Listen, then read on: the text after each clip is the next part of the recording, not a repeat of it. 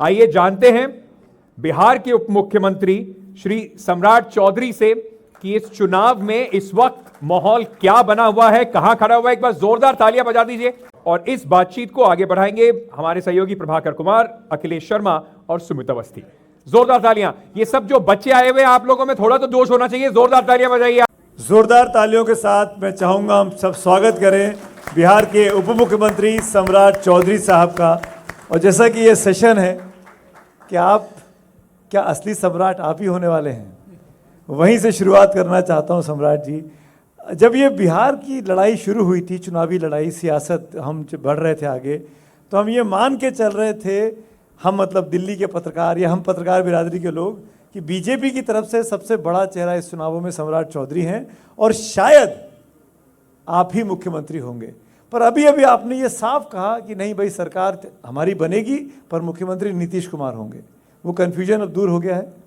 नहीं, देखिए, वैकेंसी ही नहीं है। पहले तो एनडीटीवी को धन्यवाद देता हूं कि आपने बुलाया, लेकिन बिहार में वैकेंसी हो तब तो कोई फॉर्म भरेगा ना। यहाँ वैकेंसी नहीं है। देखिए, बिहार ने लंबा काला अध्याय देखा है। बिहार में श्री बाबू कांग्रेस पार्टी के नेता थे। श्री बाबू के बाद 40 वर्षों तक बिहार में ऐसे मुख्यमंत्री हुए जिसने 5 साल पूरा ही नहीं किया। चाहे वो जगन्नाथ मिश्रा जी 3 बार मुख्यमंत्री बने, तब भी 5 साल पूरा नहीं हुआ। सरदेव कर्पूरी ठाकुर जी 1 बार उप मुख्यमंत्री और 2 बार मुख्यमंत्री बने, तब भी पूरा नहीं हुआ। और विकास की गति कभी थी ही नहीं। थोड़ा सा कर्पूरी ठाकुर जी ने सामाजिक न्याय और मेडिकल कॉलेज और इंजीनियर्स की बहाली करने का काम किया, शिक्षकों की बहाली किया। लेकिन नीतीश जी ने पूरा बिहार को विकास का मजा सिखाया, विकास क्या होता है उसको सिखाया और इसको दिखाया। सड़क हो, बिजली हो, पानी हो, गांव में स्कूल हो। और आप सोचिए कि 2005 के जमाने में लड़कियों को मुफ्त साइकिल, पोशाक, फिर छात्रों को, जो लड़के थे उनको भी साइकिल और पोशाक दिया, तो उनको मुख्य धारा में लाया। हमारे पास क्वालिटी था, इसमें कहीं मैं डिफर नहीं करता हूं, क्वांटिटी नहीं था। लोग को क्वांटिटी भी दिया और क्वालिटी भी दिया और एजुकेशन को आगे लाने का काम किया। आज बिहार में, जहां बिहार में मात्र 2000 हाई स्कूल थे, आज लगभग 10,000 हाई स्कूल है। ये बदलता हुआ बिहार है और बिहार के बच्चे बिहार में बेसिक पढ़ाई कर सके, इसकी चिंता सरकार ने किया। लेकिन आपको लगता नहीं है कि यह समय आया है कि जब बीजेपी अपने बूते यहाँ पर मजबूत हो सके? उत्तर भारत की बात करें, पूर्वी भारत की बात करें, तो बिहार ही एक ऐसा राज्य बचा है जहाँ पर कि बीजेपी अब भी या तो छोटा भाई, और आपने इस बार बड़ी मुश्किल से जुड़वा भाई का दर्जा प्राप्त किया है। बड़ा भाई कब बनेगी बीजेपी? बड़ा भाई भी थे और हम तो बनाने वाले लोग हैं। भारतीय जनता पार्टी ने 1990 में बिहार में लालू प्रसाद को पहली बार मुख्यमंत्री बनाया। पूरा देश नहीं जानता होगा, मैं जरूर बताना चाहता हूं कि लालू प्रसाद की उत्पत्ति ही जनसंघ के सहयोग से हुआ। 1977 में जब जनता पार्टी का सहयोग था, तब सांसद बने। मुख्यमंत्री भी लालू जी को भाजपा के कृपा से बने। जनसंघ के कार्यालय में जाकर उनको समर्थन मांगना पड़ा। लेकिन वो एक तरह से बिहार को अपमानित करना शुरू किए, जातियों को अपमानित करना शुरू किए, मंडल और कमंडल की लड़ाई शुरू करा दी बिहार में। तो भाजपा उनसे अलग हो गई। नीतीश कुमार जी को भी 2000 में, जब उनके पास मात्र 34 विधायक था और 70 विधायक भारतीय जनता पार्टी का था, बड़ा भाई उस दिन भी थे, तब भी बिहार के हित के लिए, बिहार के विकास के लिए सरदेव अटल बिहारी वाजपेयी जी ने उनको मुख्यमंत्री बनाया, जो नीतीश जी अपने मंचों से भी कहते हैं। और 2020 में भी आपको याद होगा, नीतीश जी नहीं तैयार थे। आदरणीय प्रधानमंत्री जी ने आग्रह किया कि आपने बिहार के लिए काम किया है, आगे भी आप करें, और मुख्यमंत्री बनाए। इसलिए आज भी मैं कहता हूं कि नीतीश कुमार जी की स्वेच्छा से ही सत्ता का परिवर्तन हो सकता है। दूसरा, नीतीश कुमार जब तक हैं, पूरी तरह भारतीय जनता पार्टी नीतीश कुमार जी को ही मुख्यमंत्री मानती है, इसमें कहीं दो मत नहीं। चलिए सम्राट जी, आप बार बार नीतीश कुमार जी और उनके कामों को गिनाते हैं, लेकिन आपके ऊपर आरोप लग रहा है ये कि आपने जनता को 10,000 रुपये की घूस दी है, रिश्वत दी है, 1.5 करोड़ लोगों के अकाउंट में 10,000 रुपये, वो भी चुनाव से ठीक पहले। तो अगर आपको अपने काम पे इतना विश्वास था तो फिर ये रिश्वत की क्या जरूरत थी? इसको 10,000 ही चुनाव बोला जा रहा है। नहीं, इसमें एक लाइन जोड़ दूं, कल चुनाव आयोग को शिकायत भी लिखित तौर पर आरजेडी ने कर दी है। नहीं तो राष्ट्रीय जनता दल का मानना है ना कि महिला विरोधी है, और ये डीएनए में है। लालू प्रसाद जी ने आज यदि 30 साल से महिलाओं को आरक्षण नहीं मिला तो महिला बिल को लोकसभा राज्यसभा में फड़वाने का काम किया, और मोदी जी ने आरक्षण दिया। लालू जी कहते हैं मेरी पत्नी मुख्यमंत्री हो गई तो बिहार का महिलाओं का सम्मान बढ़ गया। दूसरे तरफ मोदी जी और नीतीश जी कहते हैं कि 50% नीतीश जी ने महिलाओं को आरक्षण दिया बिहार में, आज 60% महिला बिहार की नेत्री बनकर और एक प्रतिनिधि बनकर घूम रही है। दूसरा, मैं आ रहा हूं, मैं पहले प्रूफ तो करूं महिला विरोधी कौन है। दूसरा, आज जो है महिला बिल पारित हुआ लोकसभा राज्यसभा में, उसका भी विरोध राष्ट्रीय जनता दल ने किया। बिहार या देश की जनता जानती है महिला विरोधी कौन है, उनके लिए परिवार है और एनडीए के लिए पूरा बिहार और बिहार की महिलाएं हैं। दूसरा, ये कोई आज का दिन नहीं शुरू हुआ है। जो बहन 12 साल से 17 साल की थी, उसको साइकिल, पोशाक, उसको 10,000 रुपया मैट्रिक पास करने पे, इंटर पास करने पे 15,000, 25,000 रुपया ग्रेजुएशन पास करने पे, और जीविका की समूह शुरू की गई। आज 56,000 करोड़ का मार्केट है जीविका का। हम उसको उद्योगपति बनाना चाहते हैं। हमारा इंटेंशन, वोट, हम पिछले 20 वर्षों में काम कर रहे हैं।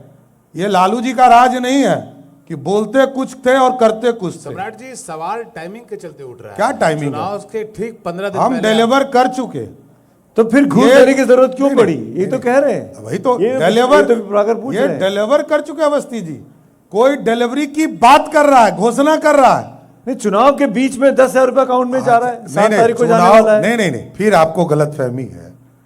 ये टाइमिंग सरकार ने तय किया कि हम इस योजना को चलाएंगे, जो आवेदन देगा उसको उसका पैसा मिलेगा। इसमें दिक्कत क्या है? कोई वृद्धा है, क्या वो इंतजार करेगा कि इलेक्शन खत्म होगा क्या? 5 साल में कर सकते थे। नहीं, लगातार हो रहा है। 5 साल पहले कर सकते थे, अक्टूबर 2025 के पहले कर सकते थे। हमने कहा कि 56,000 करोड़ का मार्केट बनाया है।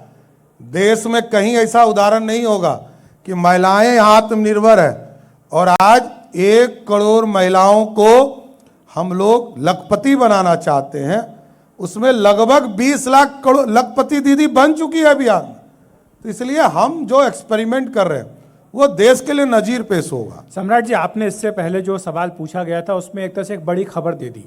बड़ी खबर ये दे दी आपने, ये कहा कि अगर नेतृत्व परिवर्तन होगा तो वो नीतीश जी की इच्छा अनुसार होगा, उनकी इच्छा के मुताबिक होगा। देखिए, इसमें खबर हम इसलिए ढूंढ रहे हैं कि क्या, नहीं, एक भी सवाल सुन लीजिए सम्राट जी। तो क्या ये चुनाव नीतीश जी का आखिरी चुनाव है? पहली बात। और दूसरी बात ये कि अगर नीतीश जी कहे कि मैं मुख्यमंत्री नहीं बनना चाहता है तो फिर उसके बाद बीजेपी अपना दावा करेगी? नहीं, चाची को मौची हो जाएगा तो चचा हो जाएंगे, तब तो कोई बात ही नहीं है। लेकिन मेरा चाची को मौच हो जाएगा तो चचा होंगे, तब तो कोई इशू ही नहीं है। बेसिकली मेरा मानना है नीतीश कुमार जी के नेतृत्व में एनडीए काम कर रही है, वो मुख्यमंत्री हैं, वैकेंसी नहीं है। नीतीश कुमार जी बिहार के नेता हैं, इसमें कोई कंफ्यूजन नहीं है। लेकिन उनकी सेहत को लेकर के प्रश्न उठाए जाते हैं, कहा जाता है आज तो आपने देखा होगा कि कल बारिश हो रही थी, 36 साल का नौजवान घर में सो रहा था और 75 साल के नौजवान साथ साथ सभा कर रहे थे वर्षा में। यही है बिहार। सम्राट जी, आपसे कुछ देर पहले यहाँ मंच पे प्रशांत किशोर मौजूद थे। उन्होंने 2 गंभीर बातें की आपके खिलाफ। पहला उन्होंने 7 हत्या के एक्यूज आपको बोला, और दूसरा बोला आपके डिग्री पे सवाल उठाया। तो क्योंकि आप यहाँ मौजूद हैं इसलिए ये दोनों सवाल हम उनके सवाल थे जो आपके सामने रख रहे हैं हम। नहीं, मेरा यह मानना है कि यदि सम्राट चौधरी किसी भी मामले में अभियुक्त हो तो सम्राट चौधरी राजनीतिक तौर पर संन्यास लेना पसंद करेगा। इस तरह के चीजों में नहीं पड़ता हूं, यह न्यायालय को तय करना है। और 1995 में मैं कई बार विधानसभा के अंदर बोल चुका, लालू प्रसाद जी ने मेरे पूरे परिवार को जेल में डाला है, मेरे घर तोड़ दिए गए, मेरे परिवार में जो अनाज रखे हुए थे उसके ऊपर पेशाब करवा दिया। ह्यूमन राइट्स कमीशन ने सरकार के ऊपर कार्रवाई किया और उनको मुआवजा देना पड़ा सरकार को। देखिए, स्पष्ट है, जो चीज पॉलिटिकल तौर पर तंग किया गया हो, अराजकता फैलाया गया हो, और जिस पर ह्यूमन राइट्स कमीशन, न्यायालय सब तय करता हो। देखिए, अभी बहुत नौसिखिया आएंगे राजनीति में, मैं बहुत इनका महत्व नहीं बढ़ाना चाहता हूं, लेकिन बहुत नौसिखिया आएंगे। मैं 30 साल से काम कर रहा हूं, कोई 2 साल से काम कर रहा है जी। वही नहीं, मैं वही कह रहा हूं। आपको क्या है पता नहीं हमको, लेकिन मेरा यह मानना है कि मैं 30 साल से बिहार की राजनीति में काम कर रहा हूं। मेरा यदि कोई भी अपराध हो तो मैं तो 1 घंटे में राजनीतिक संन्यास लेने वाला व्यक्ति हूं, मेरे को कोई फर्क नहीं। चलिए सम्राट जी, आप जिसको नौसिखिया बोल रहे हैं उसको सभी लोग जो है एक तीसरे मोर्चे के रूप में देख रहे हैं और एक तीसरे विकल्प वो आप जान रहे होंगे प्रभाकर जी। बिहार की जनता तय करेगी कि तीसरे मोर्चे का कोई अस्तित्व होगा कि नहीं होगा। यहां बसपा है, MIM है और कई पार्टियां हैं, उसकी चर्चा आपके पास नहीं है, क्योंकि व्यक्तिगत हमला जिसका कोई एविडेंस नहीं हो, और इतने बड़े NDTV के न्यूज पर यदि यह बात चल रहा हो, आप एविडेंस लाइए। मैं कह रहा हूं सम्राट चौधरी 1 मिनट में राजनीतिक संन्यास लेकर घर बैठने का काम करूंगा, लेकिन बेफालतू की बातों को यदि आप चर्चा करते हैं तो आपके क्रेडिबिलिटी पर सवाल उठता है। सम्राट जी, लेकिन आपसे इतनी मोहब्बत क्यों है? अब हर बार सिर्फ आपका ही नाम लेते हैं। देखिए, राजनीति है, किसी को गाली देने से यदि शोहरत मिल रहा है, अरे तो कुछ लोग को गाली तो देने दीजिए, कहां दिक्कत है? आप क्यों चिंतित हो रहे हैं? आपको क्या लगता नहीं आपको अपना पक्ष रखना चाहिए इन आरोपों के ऊपर? 100% मैं पक्ष रख चुका। जितने आरोप लगे सब निराधार है। कई पार्टियों ने कहा कि मैं जाकर इलेक्शन कमीशन में नॉमिनेशन जब पेपर डालेंगे तो उसमें चैलेंज करूंगा। एक आदमी दिखाई नहीं दिया। अरे भाई, उचित फॉरम होता है, और मैं लोअर कोर्ट भी लड़ा हूं, हाई कोर्ट भी लड़ा हूं, सुप्रीम कोर्ट भी लड़ा हूं, और यह 2003 का मामला है। ये सारे डिस्प्यूट और जिस केस के बारे में बताया जाता है उस केस में ऑलरेडी लोगों को जिनको सजा होनी थी हो चुकी। देखिए, ये सिर्फ प्रोपगंडा, और मैं कह रहा हूं कि आपको एविडेंस पे बात करना चाहिए। चलिए, एविडेंस आप अपने क्रेडिबिलिटी पर सवाल मत उठाइए। एविडेंस पे बात करते हैं। ये बात सच है या नहीं मुझे बताइए, सबके सामने लाखों लोग आपको लाइव भी देख रहे होंगे इस हॉल के बाहर, कि जिस लालू यादव ने आपके परिवार को तंग किया, जिस लालू यादव ने आपके परिवार पर मुकदमे डाले, उसी पार्टी के साथ सरकार में आपके पिताजी शामिल रहे। कोई दिक्कत नहीं। शकुनी चौधरी जी थे कि नहीं थे? हाँ या ना? उसमें कहां दो मत है ना? थे ना? उससे कोई एजेंडा नहीं है। एजेंडा है पॉलिटिकल राइवल्स, कभी दोस्त होते हैं। नीतीश जी और लालू जी भी साथ में काम किए, इसमें कई दोनों, भारतीय जनता पार्टी और लालू जी भी साथ में काम किए। कांग्रेस पार्टी ने लालू जी को जेल में डाला, बेटी का नाम मीसा रखा, उसी के कांग्रेस के साथ काम कर रहे। ये पॉलिटिकल टाइमिंग्स है। लेकिन मैं स्पष्ट बोल रहा हूं, ना लालू जी के साथ विचारधारा था और ना अन्य किसी पार्टियों के विचारधारा। ये मैंने चीज याद दिलाई। एक क्लिप आजकल बड़ी वायरल है शकुनी चौधरी जी की, आपके पिताजी, मेरे पिताजी, जिसमें वो मोदी जी के बारे में 14 के चुनाव के प्रचार के दौरान जब आप विरोध में थे बीजेपी के, वो कह रहे हैं। तो आपको लगता है कि आज ये वक्त है बीजेपी के लोगों से माफी मांगने का कि जो पिताजी ने कहा वो गलत कहा था? एकदम मैं कह रहा हूं कि मेरे पिताजी राजनीतिक संन्यास ले चुके और 2016 में 15 में ले चुके। वो उनका व्यक्तिगत बयान हो सकता है, मेरा नहीं हो सकता है। मैं स्पष्ट तौर पर भारतीय जनता पार्टी की नीतियों के साथ इनके साथ खड़ा हूं और आज पहली बार 30 साल के राजनीतिक कैरियर में 10 साल से भारतीय जनता पार्टी के लिए काम कर रहा हूं। नीति और सिद्धांत और राष्ट्र पहली बार किसी पार्टी में काम करने का मौका मिला। क्या इसीलिए बीजेपी के अंदर जो पुराने बीजेपी के लोग हैं वो नए बीजेपी के साथी बने सम्राट चौधरी का विरोध कर रहे हैं? नहीं, उनके कैंपेन में, उनके चुनाव प्रचार में उनके ऐसा- ऊपर दबाव डाल रहे हैं। मैं नाम ले लेता हूं आर के सिंह साहब का, नहीं, कि भाई आपको स्पष्टता से आना चाहिए, बताना एकदम चाहिए। स्पष्ट है। देखिए, कहीं कुछ नहीं है, राजनीतिक समय होता है, चीजें आगे बढ़ती हैं। वो क्यों नाराज है आर के सिंह साहब आपसे? अरे सब ठीक है, अब कुछ व्यक्तिगत सबके बयान होते हैं, उसमें कोई इशू नहीं है। सम्राट जी, दूसरा विषय जो है बिहार की कानून व्यवस्था को लेकर, आपने नीतीश जी की छवि को सुशासन बाबू के तौर पर पेश किया। आपने कहा कि जो हालात तब थे लालू जी राबड़ी जी के टाइम पर, वो जंगल राज था। अब पिछले 20 साल में सुशासन आ गया, यहाँ पर एक तरह से राम राज आ चुका है। लेकिन आए दिन जो घटनाएं हो रही हैं और ख़ासतौर से मोकामा में जिस तरह से मर्डर हुआ, इस पर आप क्या कहेंगे? कांग्रेस पार्टी का तो कहना है कि पिछले 24 घंटे में यहाँ पर 9 मर्डर हो चुके हैं। नहीं, देखिए इश्यूज क्या है, इश्यूज को देखना पड़ेगा।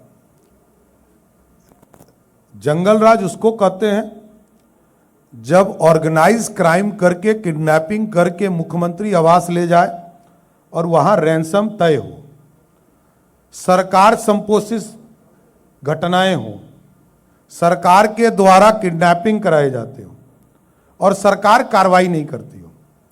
आपने किसी भी नेता का, कल से एनडीए के नेता का सुना होगा, स्पष्ट तौर पर कहा है कि प्रशासन अपना कार्रवाई करे। लगातार एफआईआर हुए, कई लोगों की गिरफ्तारी हुई है और आगे भी पोस्टमार्टम कल हुए हैं। जो लोग भी इन्वॉल्व हैं उनको 48 घंटे में लोग पुलिस गिरफ्तार करेगी, इसमें कहां तोहमत है? पर अनंत सिंह जी की गिरफ्तारी कहाँ हुई जो आपके कैंडिडेट हैं? मैंने कहा, बाहुबली नेता है। मैंने कहा जो भी इन्वॉल्व होंगे, कोई पुलिस जांच मैंने नहीं किया, ना आपने किया। एफआईआर में नाम जिस तरीके से है, पूरी मैंने घटना कहा पब्लिक में। ये पुलिस को तय करने दीजिए, आप तय मत कीजिए, ना हमको तय करवाइए।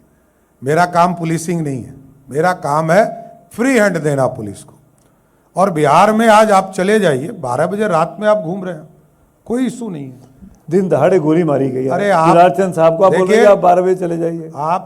आप कैसे जो है- माने? नहीं, आप जो है इंडिविजुअल इश्यूज को मत खड़ा कीजिए। आप इंडिविजुअल इश्यूज को खड़ा कर रहे हैं, व्यक्तिगत लड़ाई का कोई स्थान नहीं है। लेकिन बिहार में रात के 12 बजे लोग आ रहे हैं, जा रहे हैं, कोई इशू नहीं है। सम्राट जी, आपके पार्टी पे एक बड़ा और गंभीर आरोप है, खासकर चुनाव का समय ये आरोप लग रहा है, आप विपक्षी पार्टी के कैंडिडेट्स को जबरदस्ती बैठा दे रहे हैं और उसमें आपके पार्टी के जो सबसे शीर्ष नेतृत्व है उसके ऊपर आरोप लगा, अभी इसी मंच से आरोप लगा कि उनको आप बैठा दे रहे हैं। अच्छा, जिसके पास कोई नीति सिद्धांत नहीं है तो उसके उम्मीदवार कहां जाएंगे? उनको लड़ने दीजिए चुनाव। जो अरे भाई, वो नहीं कह रहे हैं, हम कह रहे हैं कि नीति सिद्धांत वाले कहीं नहीं जाएंगे ना। जिसका कोई, जिस पार्टी का कोई सिद्धांत ही नहीं है, कोई कैरेक्टर ही नहीं है, उसके उम्मीदवार जो 1.5 साल पहले पार्टी में गए होंगे, वो बेचारा क्या पता है, उसको सपना दिखाया गया कि ये मिलेगा वो मिलेगा और मिला कुछ नहीं, तो वो बेचारा जहां उसकी संतुष्टि हो रहा है जा रहा है। लेकिन ये तो आपके साथ जो हैं नीतीश जी, उनका भी यही इतिहास है। उनका तो नाम ही यहाँ पर पलटू राम है कि आज इधर है, कल उधर है, परसों देखिए, वहाँ है। बिहार के विकास के लिए नीतीश कुमार ने काम किया है, ये गलतफहमी आप लोग निकाल दीजिए। नीतीश ही हैं जो आज सुशासन है, बिहार की समृद्धि है। सबने तो लूटा ही था, कांग्रेस ने 40 साल लूटा, लालू जी ने 15 साल लूटा, और आज भी कोई युवा नहीं मिल रहा है। एक युवा मिल रहा है जो उनके घर में है। कल एक महिला मिली थी जो उनकी पत्नी थी, कल वहां एक बेटी मिली थी जो लोकसभा हार गई तो राज्यसभा गई, फिर लोकसभा गई, दूसरी बेटी आई, दूसरा बेटा आया। देखिए, आप एक चीज समझिए, एक तरफ बिहार होगा, बिहार की समृद्धि होगा, आज भी नीतीश कुमार ने कहा मेरा कोई परिवार राजनीति में नहीं है, मोदी जी का परिवार राजनीति में नहीं, ये लोग समाज के लिए आए हैं, समाज के लिए काम कर रहे हैं। तो अब की बार नीतीश सरकार बोल दीजिए ना, इसमें कहीं तो मत नहीं, एनडीए सरकार नहीं, नीतीश सरकार। एकदम नीतीश सरकार, इसमें कहाँ कंफ्यूजन है? कंफ्यूजन जिनको होगा उनके लिए है, बिहार में कोई कंफ्यूजन नहीं है। मैंने कहा वैकेंसी ही नहीं है। नहीं, पर सम्राट जी क्या गारंटी है कि नीतीश जी चुनाव के बाद भी आपके साथ ही रहेंगे? अब देखिए, राजनीति जो है आवश्यकता के हिसाब से चलता है। बिहार लोकतांत्रिक प्रदेश है, 29 साल से गठबंधन है, 1.5-2 साल को छोड़कर 27 साल जिसके साथ गठबंधन हो, इससे ज्यादा कंफर्टेबल क्या हो सकता है? और नीतीश जी को हम नेता मानते हैं, इसमें भी कोई कंफ्यूजन नहीं है। पार्टियां अलग अलग जरूर है, लेकिन हम लोगों को काम करने में किसी तरह की कोई कठिनाई नहीं है। आजकल आपके मीम्स बहुत बन रहे हैं, आजकल आप सोशल मीडिया पे बड़े वायरल हैं, तो ये आपको खुशी देता है या चिंता पैदा करता है? आपके बड़ा बयान निकाल के, आपकी क्लिप्स निकाल के। देखिए, जब गाली देने पर मैं गुस्सा नहीं होता हूं तो मीम्स पे क्यों गुस्सा होऊंगा? बिहार की जनता के लिए जो सरकार में दायित्व दिया है भारतीय जनता पार्टी के नेतृत्व ने, जो काम दिया वो काम करता हूं। विरोधी दल का नेता था तो जम के लड़ता था, अध्यक्ष बना तो संगठन के लिए काम कर रहा था, और पिछले 1.5 साल से सरकार में काम था तो सरकार के कामों को 3 गुना अधिक गति से बढ़ाने का काम किया। यही काम है हमारा। हम जनता को डिलीवर, जनता को विकास चाहिए, जनता को सुशासन चाहिए, जनता को न्याय चाहिए, हम उसके लिए खड़े हैं। पर ये मलाल नहीं है मन में कि नाम तो सम्राट है लेकिन सम्राट नहीं बन पाए, उप सम्राट रह गए, उप सम्राट ही रह गए? नहीं नहीं, भगवान करे कि एक राजनीतिक कार्यकर्ता के तौर पर काम करता रहूं। पार्टी जो दायित्व देती है, क्योंकि यहां इच्छा मर जाती है, ध्यान रखिएगा। भारतीय जनता पार्टी में किसी को ये कल नहीं पता है कि राष्ट्रीय अध्यक्ष कौन होगा, लेकिन आप सबको पता है कि अगला राष्ट्रीय अध्यक्ष राजद का कौन होगा। आप सबको पता है कि कांग्रेस का राष्ट्रीय अध्यक्ष कौन होगा, सुपर पावर कौन होगा, समाजवादी पार्टी का राष्ट्रीय अध्यक्ष कौन होगा, टीएमसी का राष्ट्रीय अध्यक्ष कौन होगा। लेकिन भाजपा का प्रेडिक्शन इस देश में कोई नहीं कर सकता है, क्योंकि ये लोकतांत्रिक पार्टी है और जो बनने वाले हैं उनको भी पता नहीं होगा। बिल्कुल यही फर्क है। बिल्कुल ठीक आपने कहा कि ये गैस करना कि भाजपा का राष्ट्रीय अध्यक्ष कौन होगा, हम सबके बस की बात अभी तक नहीं हो पाई। इसलिए हम लोग इतने ही में संतुष्ट हैं, बहुत खुश हैं। लेकिन हम ये जरूर जानना चाहेंगे, जो आप ही स्पष्ट कर सकते हैं, जो प्रशांत किशोर जी ने एलिगेशन लगाया था कि 2000 आपने 10वीं कहां से पास की, ये आप क्यों नहीं बताते हैं? 2007 में 7वीं कर रहे हैं, 2020 में डी.लिट कर रहे हैं, 10वीं 12वीं कहां से की? जो चीज सार्वजनिक हो, क्या है बता दीजिए ना। हम कह रहे हैं कि जो चीज सार्वजनिक हो उस पर चर्चा खूब होती है। जो चीज ऑलरेडी हम लोगों ने एफिडेविट में दिया, वही तो मैं कहता हूं कि चैलेंज को क्यों नहीं करता है? आप बता दीजिए ना, सब सुन रहे हैं आपको। 10वीं कहां से की, 12वीं कहां से की? मैंने की तो या नहीं की? मैंने तो कहा ना कि मैंने तो सार्वजनिक चीजें किया है, कोई घर में नहीं रखा है। सार्वजनिक करके सारे चीजों की जानकारी लोगों को दिया। लोग चिल्लाते रहे कि हम चैलेंज करेंगे, चैलेंज करने वाला आता ही नहीं। जाना चाहिए ना, उचित फोरम पे जाना चाहिए। 10वीं क्लास के आपके साथी दोस्त कहाँ हैं? वो सब हम लोगों ने कर दिया है, आप चिंता मत कीजिए। ठीक है। और आपको लगता है ये एक बड़ा मुद्दा है कि जो नेता हैं उनको कम से कम सार्वजनिक जीवन में अपने बारे में, अपने पृष्ठभूमि के बारे में सफाई से बातें रखनी ये चाहिए? इलेक्शन कमीशन के रूल्स है, हम लोग करते ही हैं। कोई चैलेंज होना चाहिए ना, इसमें कोई कंफ्यूजन कहाँ है? सम्राट जी, आप जैसे बता रहे हैं, फैक्ट कुछ भी हो, बट गेम परसेप्शन का है, खासकर जब चुनाव चल रहा हो। वही तो मैं कह रहा तो हूँ। परसेप्शन गड़बड़ हुआ है, जैसे आपको नुकसान हुआ है। जैसे मैं सुनिए ना, मंच में हम 4 आदमी बैठे हैं सम्राट भाई, मैं- हम 3 आदमी अपनी 10वीं कहां से की हम बताने को तैयार हैं। नहीं नहीं, सबको पता है, सबको पता है कि हम लोगों ने बता दिया कि ये पूरा प्रोसेस हम लोगों ने किया। और एक 2008-9 के बाद हम लोगों ने ये, जब चुनाव में नहीं लड़ा 2005 से 2010 में, तो मैंने एक कोर्स किया, पीएफसी का कोर्स किया, जो वहाँ के इक्विवेलेंट के तौर पर मैट्रिकुलेशन का था, तो उसको मैंने किया। ये कोई व्यक्ति इसको रोज उठाता है, इसका क्या परसेप्शन से इश्यूज है, ये मैं जानना चाहता हूँ। एक जो आदमी 30 साल से ये काम कर रहा हो, देखिए इन लोगों के पास कोई मुद्दा नहीं है, मुद्दा यही है। और जो चीज सार्वजनिक हो, ये जब मैंने कोई छुपाया हो तब तो बोलना चाहिए। मैं तो रोज कहता हूं कि मैं सार्वजनिक चीजें कागज पे दिया। एक प्रश्न है चिराग पासवान के बारे में। चिराग पासवान ने पिछला चुनाव अलग लड़ा था, इस बार वो आपके साथ हैं, लेकिन सीटें उनको काफ़ी दे दी, 29 सीटें। और जिस तरह से मान मनोबल उनकी की गई, बिहार फर्स्ट, बिहारी फर्स्ट उनका नारा आगे चलता आया है, उनके समर्थक कहते हैं ये तो मुख्यमंत्री पद के दावेदार हैं। तो क्या आपके जो पांडव आप अपने आप को पेश करते हैं कि हम 5 पार्टियां पांडव हैं, क्या एकजुट हैं आप कि कल से फिर से आप में ये इसी मुद्दे को लेकर के मतभेद आ सकते हैं? अच्छा, चिराग जी ने ये नहीं कहा है कि मुख्यमंत्री नीतीश जी होंगे क्या? मैं कहा है ना? कहा है। तो बात कहाँ है, कंफ्यूजन कहाँ है? नहीं, बट उनकी ये आप कंफ्यूजन फैला रहे हैं। नहीं नहीं, क्या है इशू, क्या है? जब चिराग पासवान ने स्वयं कहा तो इसमें आर्गुमेंट क्या है? नहीं, वो लाइन में खड़े हो गए हैं, उसके बाद अरे लाइन में दिक्कत क्या है? लाइन तो बड़ी होती है। किसी भी पार्टी का, राष्ट्र पार्टी का एजेंडा होता है, उस पार्टी में मुख्यमंत्री का उम्मीदवार क्यों नहीं हो सकते? लेकिन एनडीए के चेहरा नीतीश कुमार, इसमें डिफरेंट कहाँ है? कोई इशू नहीं है, एजेंडा नहीं है आपके पास डिबेट का, ये हमको लग रहा है। क्योंकि आज आप अपने ऊपर लगे इल्जामों का जवाब दे रहे हैं। एकदम जवाब दे रहा हूं, एक इल्जाम क्या दे रहा हूं? हाँ, मैंने तो बिल्कुल। कहा कि एक प्रूफ कीजिए 24 घंटे में राजनीतिक संघर्ष, इससे बड़ा जीवन में क्या हो सकता है? प्रूफ कीजिए। एक इल्जाम और लगा आपके ऊपर, और वो ये कि आपने जो कलाकार हैं उनको नचनिया कहा। नहीं, खेसारी लाल जी के बारे में, उसके बारे में टिप्पणी अभी हमने मनोज तिवारी जी से पूछा। वो सब लोगों ने अपना बात रखा है, कोई इशू नहीं है। चुनाव लड़ने आए, लड़ने दीजिए, कोई इशू नहीं, देखा जाएगा। कलाकार मानते हैं ना, नचनिया तो नहीं कहेंगे ना, क्योंकि अपनी पार्टी में भी, आपकी पार्टी में भी कलाकार हैं, तो इसमें कहाँ दो मत है। बिहार के कलाकार हैं, बिहार का गौरव है, कोई इशू नहीं। तो आप ये मानते हैं कि वो एआई जनरेटेड था या नहीं था? वो तो मनोज जी बोल के गए कि उन्होंने कहा कि एआई से बना हुआ है। देखिए, पूर्ण रूप से खेसारी लाल बिहार के कलाकार हैं, चुनाव किसी पार्टी से लड़े, उससे कोई इशू नहीं है।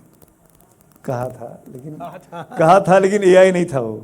अब चलिए आगे, तो मैंने कहा, क्लियर कहा ना कि बिहार के कलाकार हैं, इसमें दिक्कत कहाँ है? जोरदार तालियां भाई। पब्लिकली सार्वजनिक तौर पर अपनी बात को करेक्ट कर लेना, ये बहुत बड़ी बात है।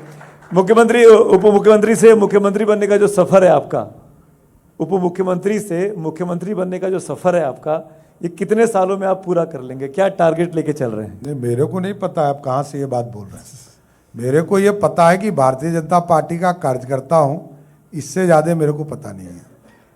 बहुत बहुत शुक्रिया, धन्यवाद। नहीं, पर सम्राट जी, आपने वंशवाद की बात की थी ना कि आप वहाँ पता है आरजेडी में कि अध्यक्ष कौन बनेगा, समाजवादी पार्टी में कौन बनेगा, तो यही तो बात आपके बारे में भी आपके विरोधी कहते हैं कि भाई आप भी तो वंशवाद के ही हैं। नहीं, एकदम ठीक बोला आपने।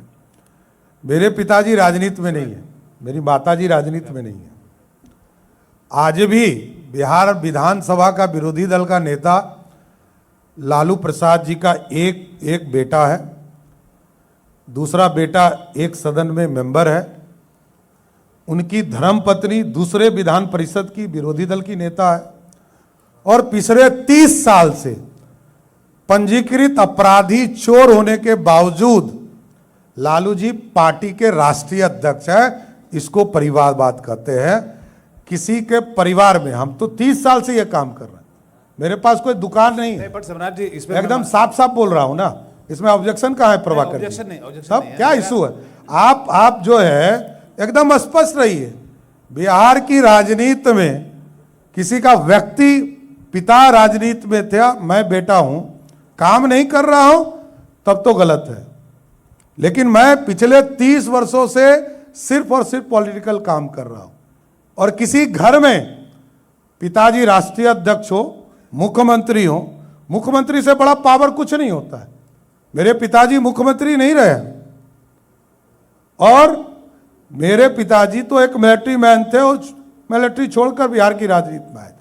मेरा स्पष्ट मानना है, मेरे पिताजी राजनीति छोड़ चुके 10 साल पहले, इसलिए काम कर रहा हूं भारतीय जनता पार्टी का, बाद उसके बाद ही सदस्य मैं बना हूं। नहीं, बट इसमें सम्राट जी खाली मेरा मानना है कि इस हमाम में सभी नंगे हैं। कैसे नहीं है, कैसे है बताना होगा ना। नहीं, आपको मतलब अच्छा एक परिवारवाद की पंजीकृत, जब बात अच्छा आप प्रभाकर जी एक नाम बता दीजिए, लालू जी को छोड़ के एक चोर का नाम बताइए, आप बताइए। नहीं पब्लिकली बोलिए, जनता को जानना चाहिए। नहीं आप इंटरप्रिटेशन नहीं कर सकते, आप इस तरह इंटरप्रिटेशन नहीं कर सकते हैं। और एक आदमी का नाम बताइए भाजपा में जिसका राष्ट्रीय अध्यक्ष पिता हो और बेटा जो है वहां एमएलए और एमपी और मुख्यमंत्री बनता हो। दूसरा, इस पार्टी में कोई भी व्यक्ति पार्टी के अंदर काम करना पड़ेगा, यह है भाजपा।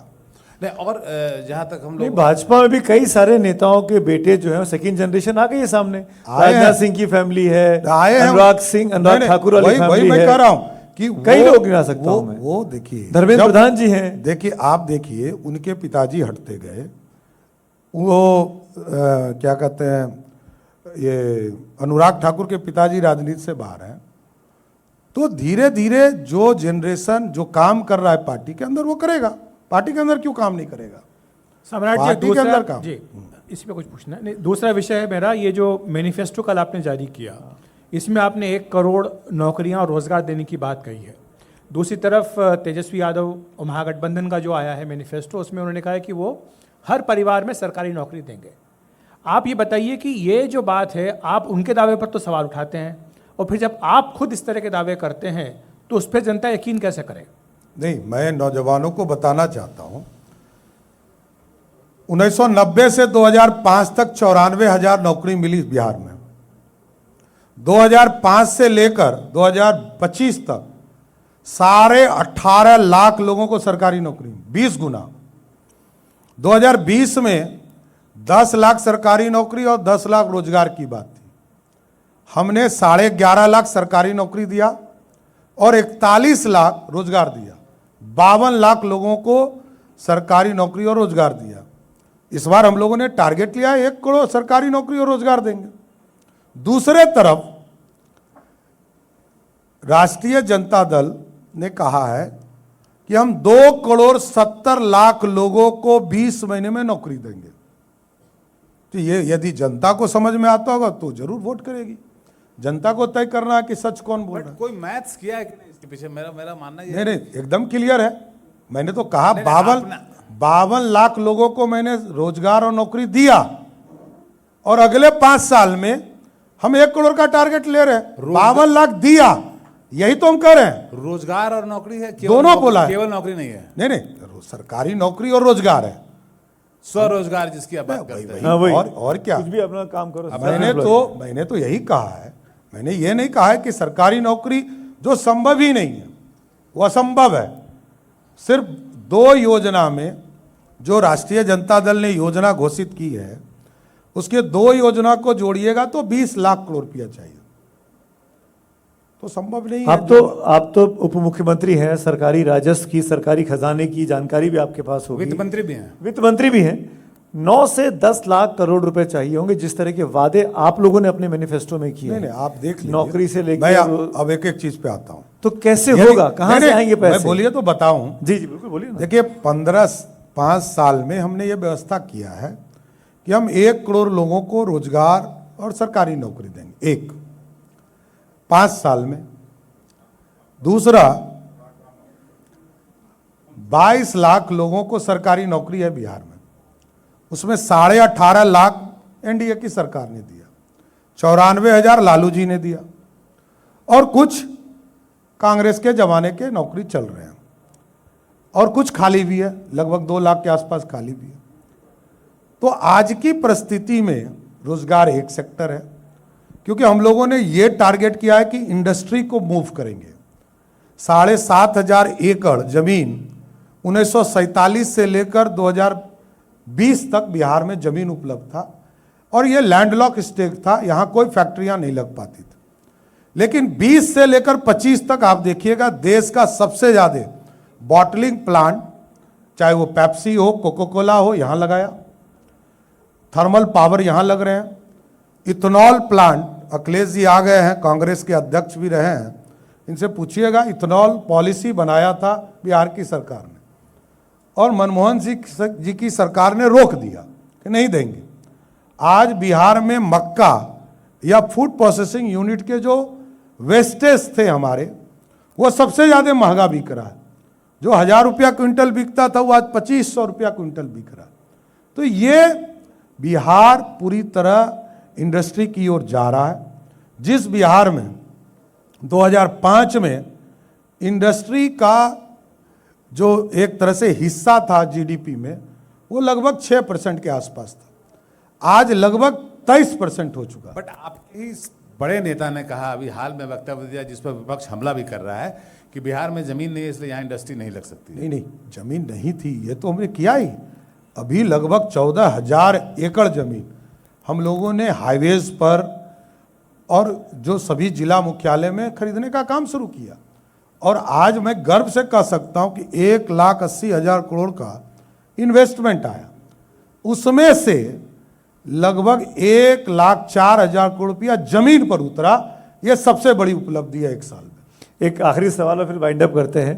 अगले मेहमान भी हमारे सामने बैठे हुए हैं, अखिलेश जी हैं, गुरु प्रकाश पासवान हैं, मैं और वो सम्राट जी, मैं इसके साथ वाइंड अप करना चाहूँगा आपसे पूछते हुए, आप 101 सीट पे लड़ रहे हैं, जेडीयू 101 पे लड़ रही है, लेकिन आरजेडी 140 प्लस पे लड़ रही है, और प्लस कहीं पर फ्रेंडली फाइट चल रही है, वो अलग छोड़िए। तो ऐसे में आप सिंगल लार्जेस्ट पार्टी बीजेपी को देखते हैं या नहीं देखते हैं?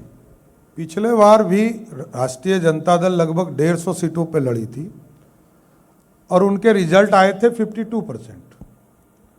हम पिछले बार 110 सीटों पर लड़े थे और हमारा मार्किंग था 67%। ये जनता पे छोड़िए कौन बड़ा होगा कौन छोटा होगा। नहीं, आंकड़े हमको पता है, हम तो आपसे सुनना चाह रहे हैं ना। लेकिन मैं ये जरूर कहूंगा, एनडीए पूरी तरह एकजुट है, एनडीए के वोटर एकजुट है। लालू जी के पास वोट है, मैं मानता हूं। लालू जी ही फैक्टर है, उनके प्रतिनिधि बदलते हैं, कभी राबड़ी जी, कभी तेजस्वी जी, कभी तेज प्रताप, ये बदलेंगे। लालू जी फैक्टर है। अब देखिए डर कितना है कि लालू जी का फोटो तक नहीं लगा रहा है। जनता तो विलन मान ही रही थी, अब महागठबंधन भी उनको विलन मान रही है। यही है बिहार में विकास का डर। बहुत बहुत शुक्रिया, थैंक यू सो मच सम्राट चौधरी जी, आपने चुनाव के वक्त में समय निकाला, थैंक यू।